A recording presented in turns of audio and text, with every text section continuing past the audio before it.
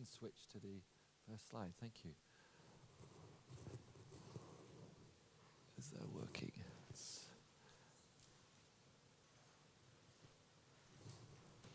Fantastic. Okay, thank you so much for coming this early in the morning, relatively. And thank you to Carlos. It's such a pleasure to be here. Thank you for the invitation to come over. And it's been wonderful meeting the Fabrica team. It's such a pleasure to be here at the celebrations and to meet so many Fabricanti, old friends and new. Yes, as Carlos just says, I'm going to show a selection of work, and hopefully that will give you a flavor of how my practice, and I'm going to talk about it mostly chronologically to sort of touch on recurring ideas, and I think probably centrally there's this relationship between drawing and the use of the camera lens, and working in galleries and museums and public space, and also making work for cinema and also online. So I've always been fascinated by drawing and the act of making marks on a piece of paper. And I wanted to start talking about an early significant shift in my relationship to drawing, and then after with my use of the camera. And these developments were responses to losing two close friends in a space of a few years. At 18, my closest friend was diagnosed with leukemia. I spent a lot of time in the hospital visiting Sarah, but also needing to wait outside during the times she had to be in isolation. And with my sketchbook, drawing became a means to mark that time. Also to help to connect to it. And it became a coping strategy to try and process what was going on, the atmosphere and the emotions and the feeling of it all.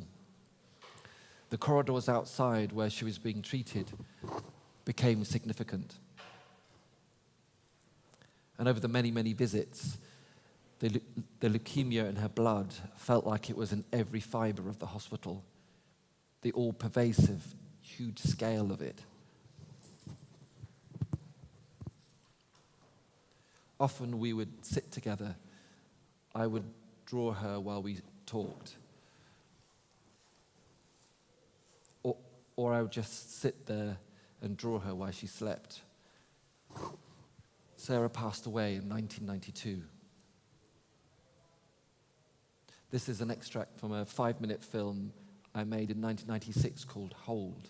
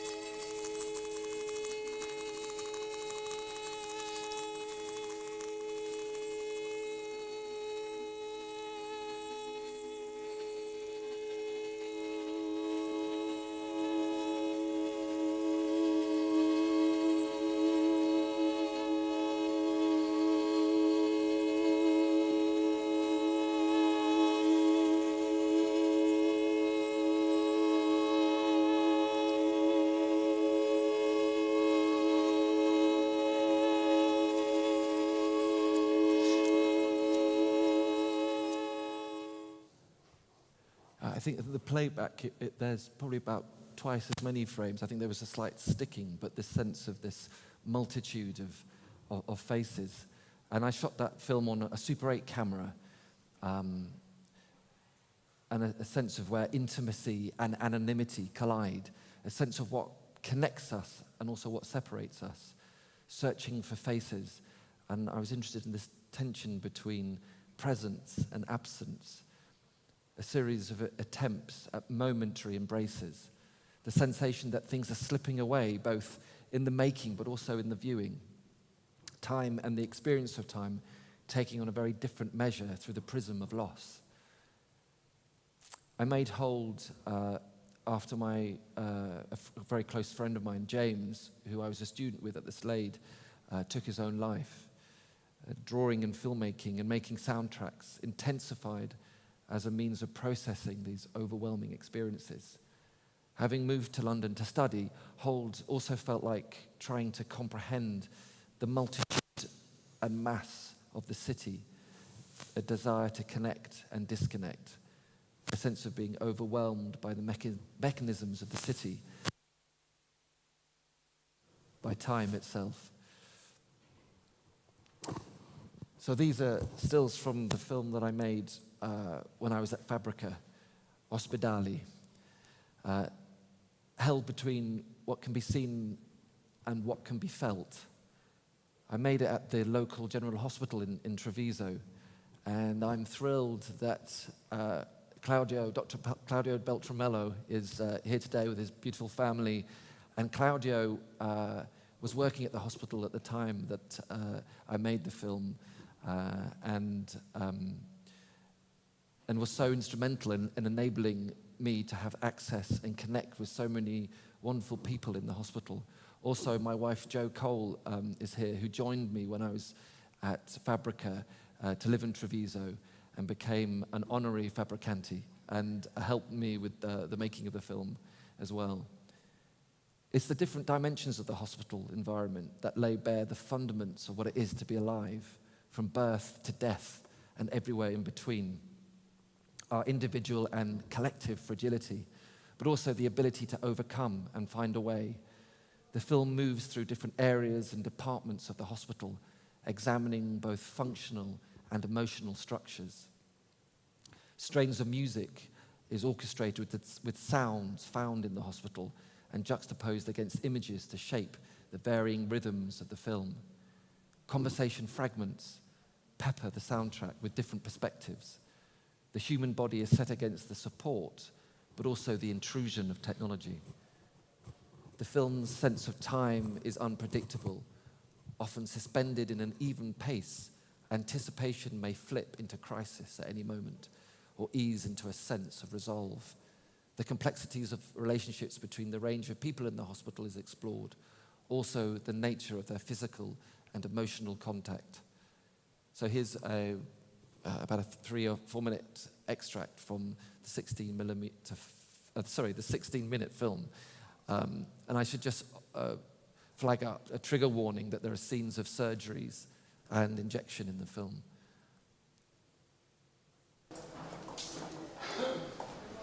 Slowly.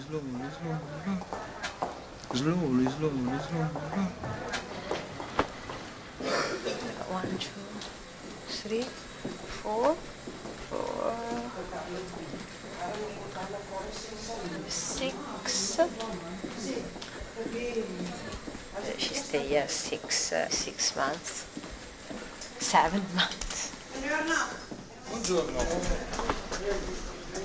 Signora Regina, buongiorno. It's necessary to wait tomorrow for your wait tomorrow for the you are very well, but it's necessary to wait tomorrow. And the hour is very quick. È molto lungo, per me sì, è molto lungo. We have always things to do.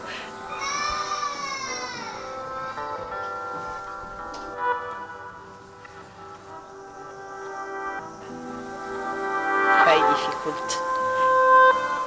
Sometimes very difficult.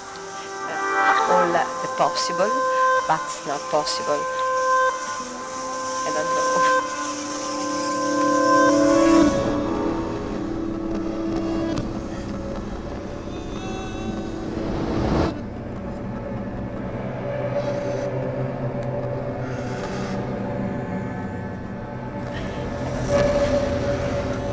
Today good and tomorrow very difficult. All possible, but it's not possible. Quick. Always sink.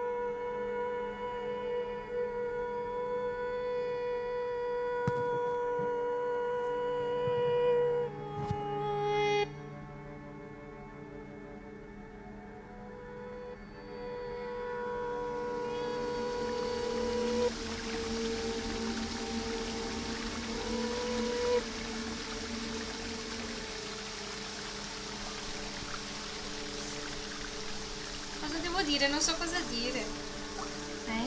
Cosa stai facendo? Questi vogliono che parlo con te, E la mamma? Dove è andata la mamma? Mamma. Ecco, senti, infatti fa quelle che ho buon pancino, io ho tanta buon pancino per quello che uno vuole stare in braccio, guardate le coccole, vero? Tante buone.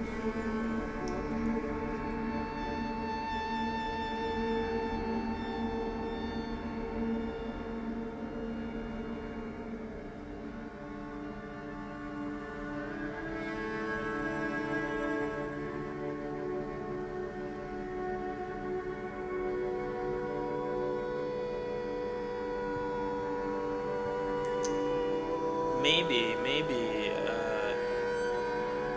patients don't want to know the truth.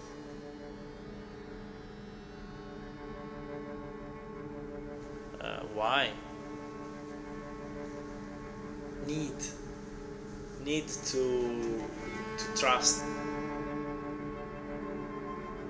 Superman. He will resolve all your problems. Superman. But this is not true. Sometimes, but most of the time, sure, I have limits.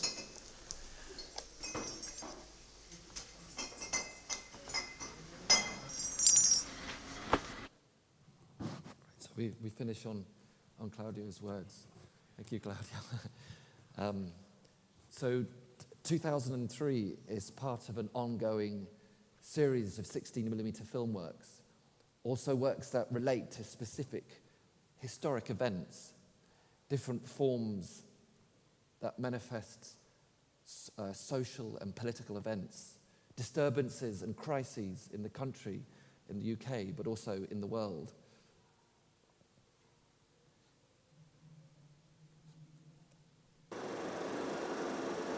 So a different person appears on each of the frames. Photographed during the massive protest marches against the war in Iraq in London in 2003, the viewer is bombarded by the frenetic forward march of almost subliminal images. The second copy, as you can see, is presented on a light table and invites the visitor to use a small magnifying loop to form a more intimate, contemplative engagement with the individuals that make up the collective. This protest march was a mass act of empathy, the participants projecting themselves into the experience of the Iraqis directly affected by the horrors of war. So Closer, 3-screen video installation with soundtrack is some. And it was made for a show I had at Tate Britain for Art Now. And here are 2 short extracts.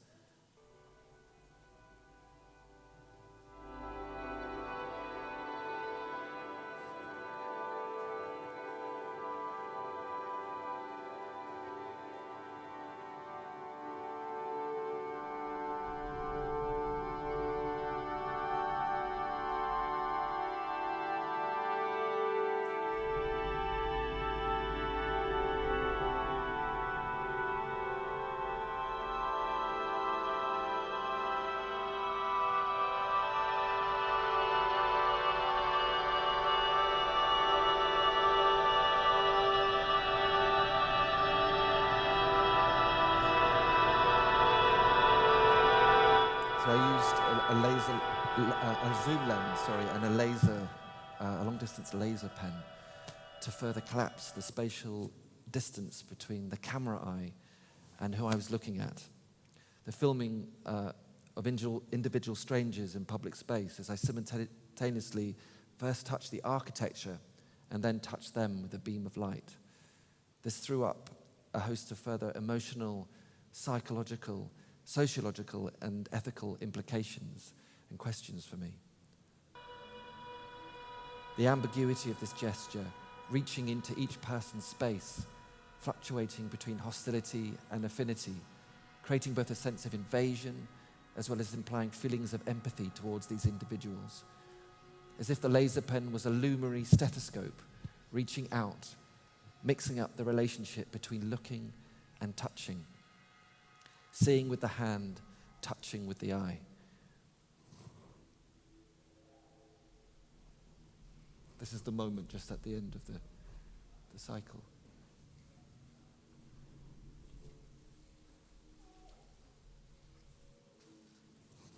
For a solo show I had at the Photographers Gallery in London in 2008 and at the Hasselblad Foundation in Gothenburg in Sweden, I created a body of work exploring the relationship between photography and drawing. For the series Cradle, I scratched into the surface of these photographs of strangers that I took from the streets of London, the desire to go beyond the surface of the photographic print, to discover a heightened sense of someone. The drawn marks partially protecting. I like this idea of reanimating the surface of the photographs, the drawing allowing me to reach back into the original moment of the photograph's taking, to pull it into the present in my studio and building a sort of intimacy. So these lines of interpretation, I'm thinking through how we seek knowledge and insight about others, responding to the physical structures. And in so doing, I was interested in what was materialized and implied psychologically by the nature of these marks, feeling simultaneously connected but also pushed away by my actions. And again, this relationship to touch. I like this idea that the drawing with the burr created by the scratch could also be read by touch. And then for this other series within this exhibition entitled Cowl, I'm using a digital stylus to create the red marks. And I like this idea that there are sort of multiple time frames in one image. And that the photograph becomes, there's a time release through the act of drawing. And to really explore a sense of someone. To project myself through the window of these night buses on Oxford Street in London. Into their spaces and a sense of the warmth and life near to these unknown individuals.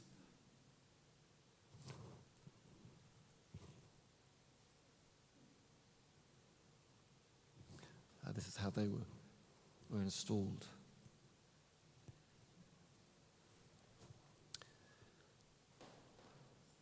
So Linear from 2010, it appeared across the London Underground over a 2-year period. And this followed an invitation to make a piece of work for Art on the Underground, responding to the staff on one of the lines, the Jubilee line. And it coincided with their 30th anniversary, I've just realized. So there was this sort of theme of time that was integral to the work. And for me, the challenges of what at the time was 1,300 workers that were working just on the Jubilee line, what evolved was a decision to draw just 60 of them, hoping through their detailed rendering to imply the complexity of the multitude. Linear is a series of portraits of individuals with different working roles. I drew the pencil portraits of the staff at work or at moments of pause in their day, and importantly created 60 films recording the drawings being made. And the portraits were drawn in different locations, such as the train operating cabs at the front of the trains. Very exciting to be on those. And also in the signaling towers, the management offices, station control rooms, ticket offices, and turnstiles. The films show the accelerated progression of these drawings, accompanied by fragments of the conversation between myself and each person, revealing a multitude of personal exchanges and stories. through the intertwining of these individuals' roles with the abundance of their personal revelations and experiences, different themes emerge, encompassing life, love, personal passions, death, obsessions, and aspirations. And in this way, linear started to evoke both a physical and an emotional mapping of the Jubilee line. I'm going to show you an extract from the documentation. So this shows the different manifestations. The project's spreading out in different ways, and there's sort of hundreds of posters and digital posters and leaflets, and these are the sort of special exhibition sites. And then there was this invitation to watch the films online, to unlock the drawings, the time spent. And for me, linear, you can see here the time I spent with each person and the time that they spent on the line. And this was where you could unlock the films, and you had to, it was just starting that ability where you could watch on your phone or at home, and you select the different drawings. Northgate line to Westgate line. You're going to have a gentleman walking towards your blue shirt waistcoat. If you could let him out, please. Come to the wrong exit. Ironically, because we've got head doors here, you don't really have one unders. Within the first year of me working here, a gentleman come down the escalator and a massive heart attack, dropped dead, smashed his face off the head doors. 40 minutes before an ambulance service got here, 30 minutes we was trying to do CPR, save this guy's life. He ended up dying, and it was just before Christmas. And it hit me pretty hard, not because, I mean, he wasn't really an old guy and he was quite fit and everything, but it was just the fact that it was coming up to Christmas and he died. I'm sitting there thinking, God, I can't let this man. So I held his hand. It was really awful, but I held his hand because, and I said to the police when they was like taking our information, I went, please just let his family know that he didn't die by himself, that someone held his hand and talked to him and said his name, because I do not want them to think that their father, their husband, their brother died on an empty platform with people all around him and no one caring. I was 17 when I...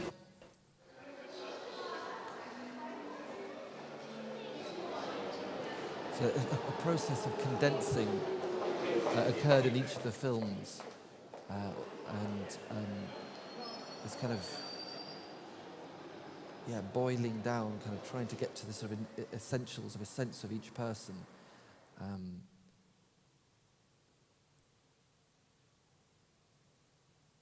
And I love this relationship to intimacy and anonymity. You know, the underground is a space where you're close to people, but you're also very kind of distant, or you may feel very distant and sort of disconnected. We had to step out of the supervisor's office. Oh, they had to make a makeshift blanket on the floor there. And, about 10 minutes later, baby was born, female, a girl. So, did you hear the screaming? Yes. I say, mother and baby were okay. The female paramedics were the one that carried the baby. I carried one of the bags. The sister and the male paramedics helped the mother out into the ambulance waiting on the high street. Then phoned around about maybe 10:10 or so, phoned service manager. Well, baby's been born, it's a girl. So, I think we'll name her Baby Jubilee. So, and that's how, anytime we speak, it's like Baby Jubilee,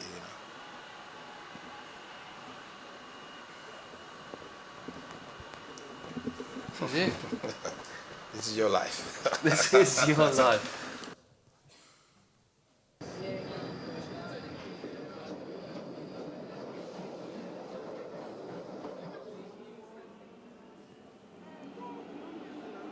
And I love these sort of shifts in scale, and the drawings are small when they're made, but then also these these little booklets, these sort of gem-like drawings appear in printed form, but also then become scaled up as the posters. Always this sort of sense of inviting people to enter or induce a desire to kind of open up or engage with that, a sort of act of empathy to try to induce in the viewer. And what was so exciting was it was just the time when these screens started to appear up and down the escalator. And although it wasn't, when I was invited to do the commission, it was quite, it was just going to be on the Jubilee line as posters and online. But I kind of designed it with the hope that maybe we could use those at some point. And then there was this invitation as the project then kind of expanded and was shown in many, many different places over the 2 years. So in 2018, I was invited by the curator Karen Smith to make a project in China's ancient capital of Xi'an.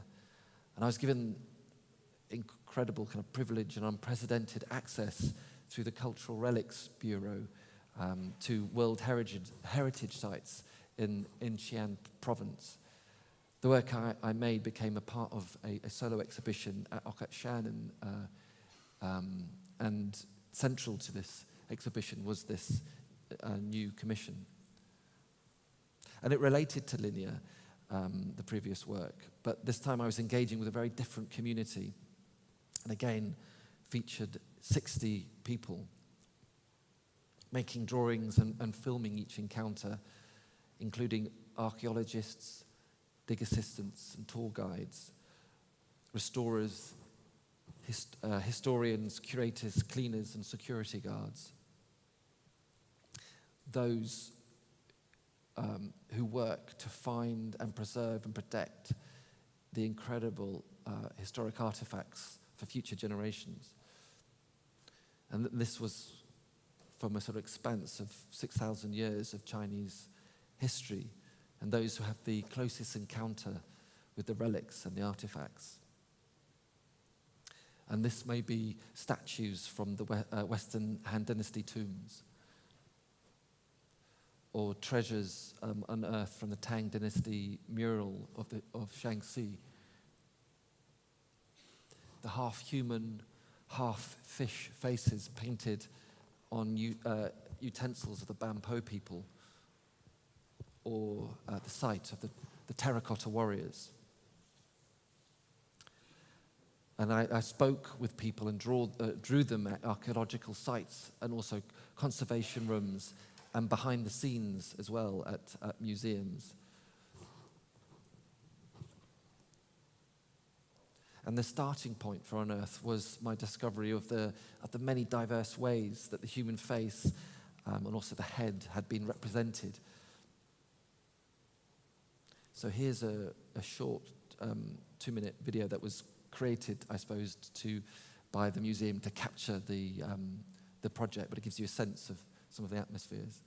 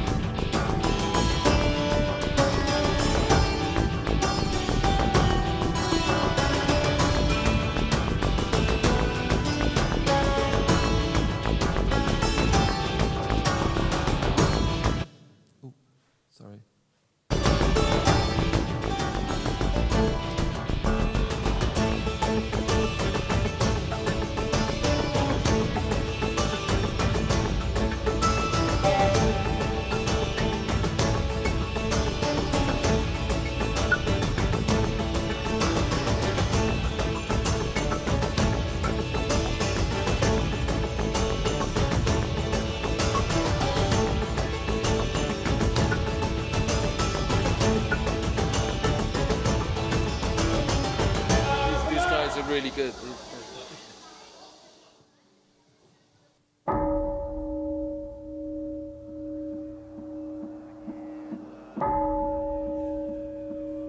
So I love the fact that they had a really lovely group of filmmakers that accompanied me, and I love the fact they kind of made a portrait of me as I was making portraits of these different people. And this was the resulting exhibition. And I showed the original drawings in a vitrine, which is here, and then scaled up these very kind of high-resolution reproductions of the drawings. And there was, for me, the parallel between the archaeologist's use of tools to unearth figures from the ground and my process of drawing to reveal faces and heads from pieces of paper. Unearth emphasized the process, I think, of translation, both in terms of the conversation from Chinese to English to Chinese, as I was in conversation, but also this translation and transformation as far as taking a base element from the earth, such as graphite to make drawings, or clay and stone used for tomb figures, or pigment to make the wall murals. And these are the close-ups of the drawings in the vitrine. And each of these different ways of working, and also my way of working, was a kind of creation of these elaborate human likenesses. The project became a kind of an attempt to reach across history and to connect epochs and the contemporary individuals to individuals from the past. So I'm just going to show a little extract as a teaser to try to coax you to come along to see the film in the cinema later. But Unseen the Lives of Looking, which I also made with Joe Cole, who was the producer on the project. And the film explores different scales and forms and reasons for looking. And it sort of becomes this sort of poetic and metaphysical charged journey. And it focuses on 4 individuals, each with a kind of an extraordinary relationship to looking. And the film is revealed through the intimate access to the empathy and dexterity of the eye surgeon working with the fragility of the human eye. Also the quest of a planetary explorer who's a geologist who works with NASA to decipher the cosmos and find evidence of life on Mars. And also the scrutiny of the British government by a human rights lawyer, an extraordinary rendition, drone attacks and mass surveillance cases. And then fourthly, with the presence of myself, with my camera and with my making drawings. And I wanted to explore this kind of kinship between those who live by the sensory rules of observation, a desire to decode in pursuit of knowledge and insight. And the film's perspectives range from the minute details of surgeries to the panoramic expanses of space, exposing the imaginative leaps that we take to reveal what might be concealed or out of sight. So here's a trailer, and also another trigger warning that there are also scenes of eye surgery.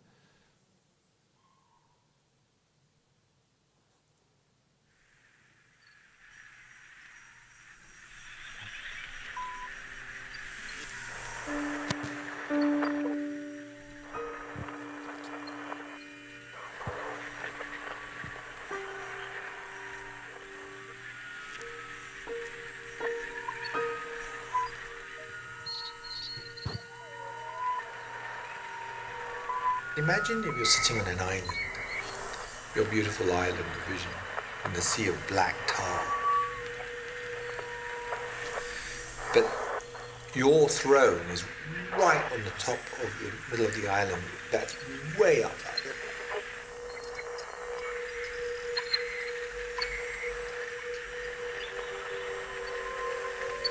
Bits of the island sink. You get little earth erosions. So only when you're in the black waters are lapping and you're there, you might think, funny. But then, of course, you've had the damage, it's too late.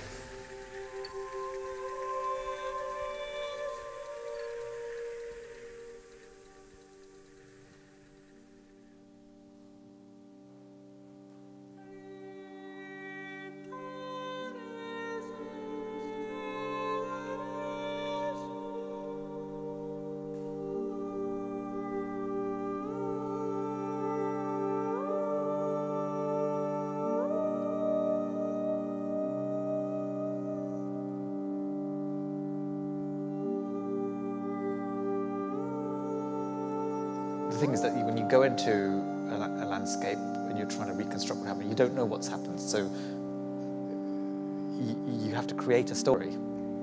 The narrative is not straightforward there, so you have to tease out that narrative. That takes time for somehow to connect all the dots.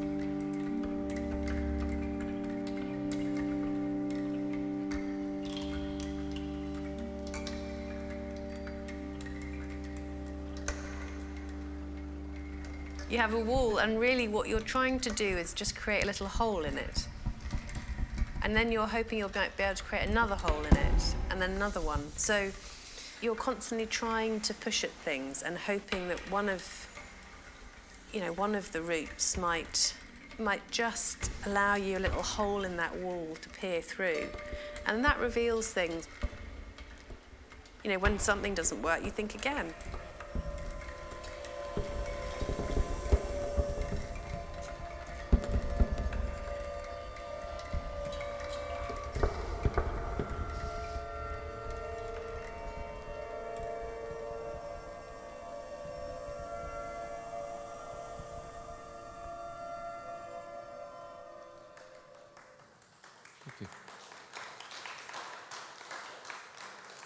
So I'm making also working further projects in hospital contexts, and this sort of medical environment has continued to fascinate me.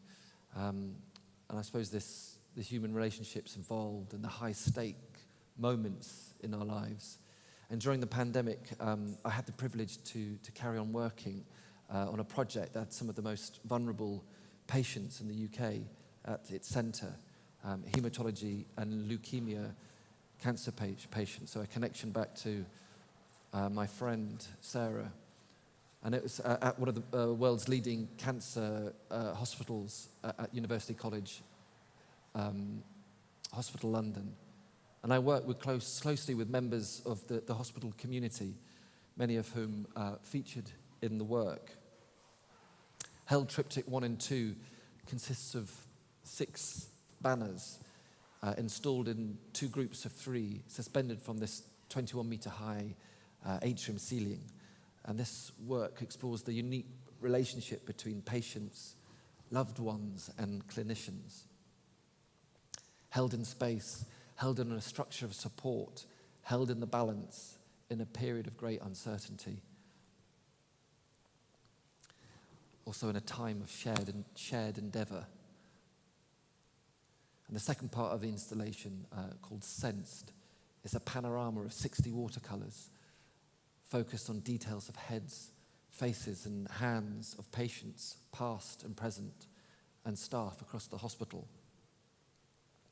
Close-up fragments, expressions, gestures, evoking moments of intimate interactions and contact between patients, loved ones and clinicians. The work explores the sensory dynamics between people during a patient's care. Accompanied by 33 hours of film documenting my process of painting being shown in real time on these screens.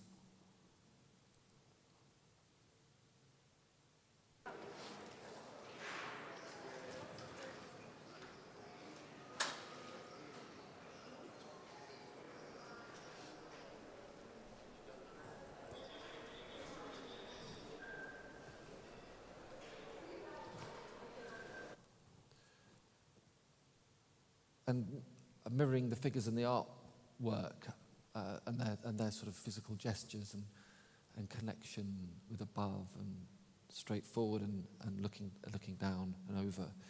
The visitors find themselves, I suppose, drawn into this sense of looking up and down and across the space. And importantly, the work could be seen from multiple vantage points. And I also love the translucency of the textile banners. And then this movement and airflow in the space is kind of critical, making the figures importantly viewable from each side. But also with the changing light, the natural and artificial light throughout the days and also the seasons, the figures overlap in different ways at different points. Sometimes certain figures recede and others come to the fore, and that seemed to be important within this tripartite relationship. So the last part of what I want to talk about is an ongoing project called Breathe, which the first iteration of which I made in 2012. Breathe was commissioned and produced by the art science organisation Invisible Dust. And what Invisible Dust do, they work to bring artists and scientists together to have a conversation. And through that conversation, an artwork might emerge. And they connected me with Professor Frank Kelly, who he's an expert in lung health, and he's based at King's College in London. And he became and is now a kind of key advisor to the government on air pollutants. My conversations with Frank helped form the fundaments of the work I wanted to make. The act of breathing embodies the animation of life. Making these over 1,300 drawings of my youngest son, who was 5 years old at the time, I felt I was literally drawing breath into his body. And this sort of process of repeatedly drawing him, encapsulating for me a sense of nurturing and sustaining. And through the animation, I wanted to induce a heightened sense and a heightened consciousness about the act of breathing, it being the first sign of animate life and the last register at the moment of passing. And then from my studio, there was the shift in scale. Originally installed and positioned opposite the Houses of Parliament in London, one of the Western world's most powerful institutions, whose laws decide the quality of air that he breathes, air that both can sustain him but also corrupt his body.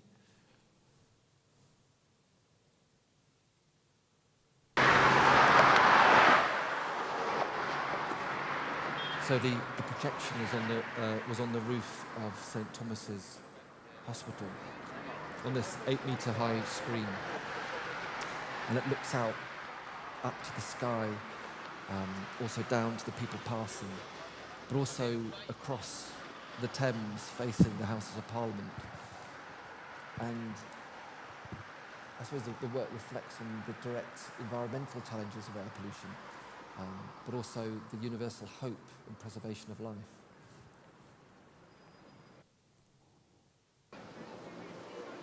And I became excited by how the enlarged scale of these very kind of fragile drawn lines became a carrier of information and urgency and a call to action. You know, as well as the people who are in power, we all find, and those in positions of influence, we are all, of course, custodians of the environment and the world we live in. And the Breathe is a portrayal of my son's vulnerability and how the growing body is most susceptible to the impact of pollution, but also an attempt to translate in a visceral experience the personal to become public and even universal.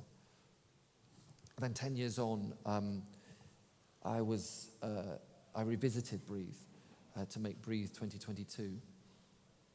And again, working with Invisible Dust, who were the producers, with a fantastic producer, Lucy Wood, who I continue to work with. And for this iteration of Breathe, I created another body of drawings, of over 1,300 drawings, but this time of 6 local activists and residents from my home borough of London, Lewisham, each of them striving for climate justice and improved air quality, each fighting for breath in their own way, and urgently challenging and pushing for change to improve the quality of air we breathe. And in this, you can see Anjali Rahman Middleton, who's from a group called Choked Up, who's at the top in the middle. Alice Tate Hart from Mums for Lungs, who's here. Ted Burke, who's Clean Air for Catford, who's in the middle here. Also Heath, who became 15, and he's at the top here, but he's nearly 18 now, and he continues to grow up in Lewisham. And also Tafare McCalla, who's at the top here, who's a young schoolchild from Lewisham, but also this incredible kind of expert on electric vehicles, and has a very kind of amazing heightened consciousness about air pollution. And this vitrine shows you the scale of the drawings. Here's my fat thumbs. So they're very kind of small as they're being made. And this was part of an exhibition at the Wellcome Collection in London called In the Air. And that explored our complex and diverse relationship to the air that we breathe and the air around us.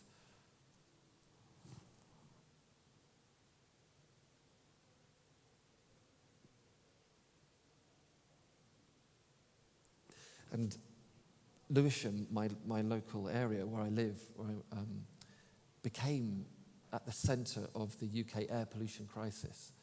And this is a drawing of Rosamund Adu Kissy Deborah. And Rosamund's campaign for clean air followed the death of her 9-year-old daughter Ella in 2013, who had experienced a series of severe asthma attacks over several years. And Rosamund campaigned for air pollution to be included on her child's death certificate, leading to the landmark ruling in 2020, the first time in the world that pollution had been cited as the cause of death. And Rosamund continues to raise awareness of the impact of air pollution, and she's pushing for change in policy and working with members of the British Parliament to try and pass a new law to make clean air a human right. And if it gets passed, it would be Ella's law, but inevitably, I suppose, with so much vested interest, there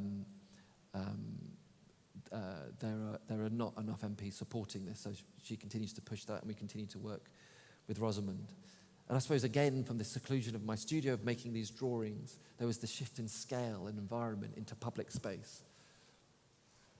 And over the course of the year that the drawings first started to appear, and I continued to make the drawings, they manifested in different forms across the city. It was first shown in Lewisham, and in fact the invitation came from the London Borough of Culture, which happens every year. A different borough in London becomes a sort of a cultural and art focus. And this sort of sense of taking over buildings and also bridges near heavily polluted roads and travel interchanges, appearing as single images and sequences, still and moving, both printed and digital.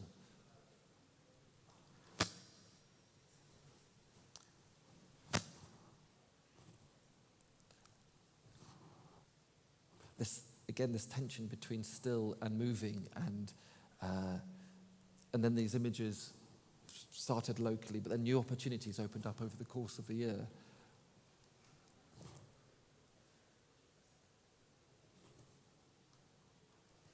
And this is where they were installed along Euston Road, which is kind of known as an incredibly busy road in London, one of the most polluted roads in the world. I think, it's improved slightly now, but it's still incredibly polluted. And then it started then to stretch out across the rest of London, but also to other parts of the UK. And we were invited by JC Decaux, who these screens which are all over the country, which usually show car adverts or holiday adverts or product adverts. They invited us to show images from Breathe, which was an incredible kind of exposure and expansion of the project. And then these extracts from the conversations that I had with each person then became these lines and provocations which appeared underneath these drawings. And then takes a long time to make these drawings, and over the course of the year, the first moving images then started to appear. at train stations.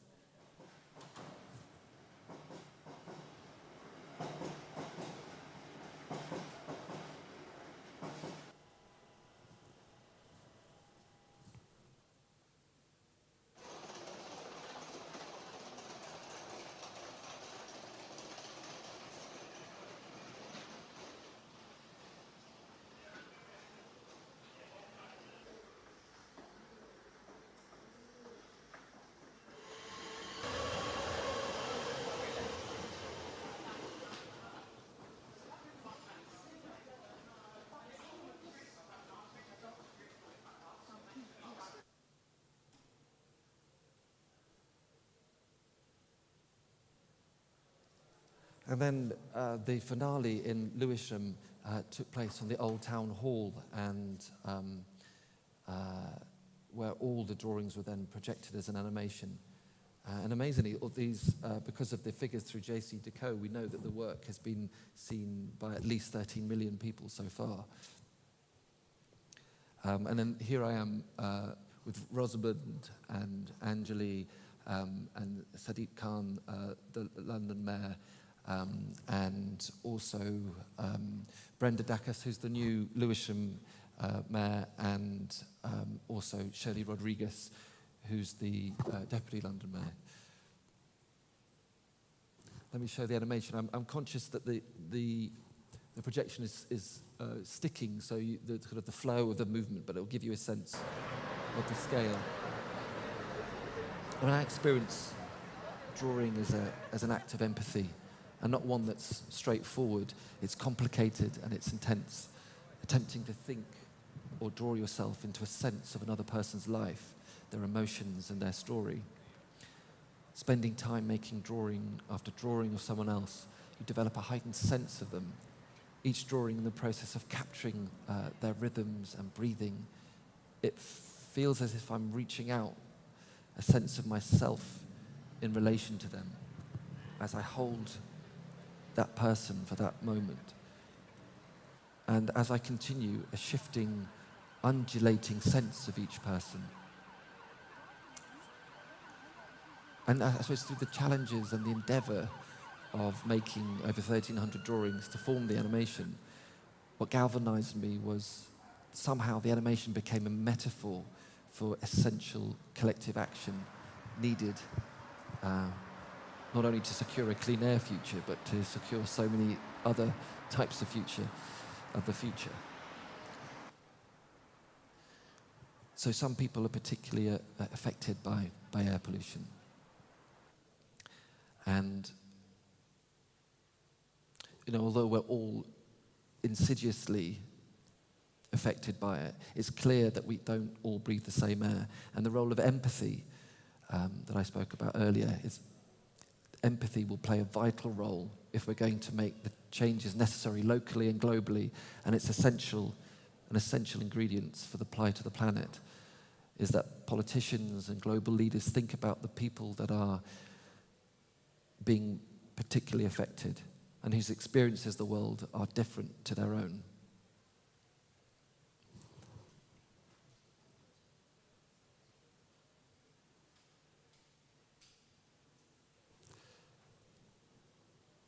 So finally, I just wanted to show these last images. This is direct from the animation, but these last images, which are the posters that, after a year of being on the streets, this is how they look like. And for me, they sort of took on this further dimension where the particles of pollution that settle on the surface become a kind of an important ingredient to the work. There's almost a sense that the pollution was eating into the images, and the prints themselves become affected by air pollution. And I suppose in a way emphasizing all of our vulnerability.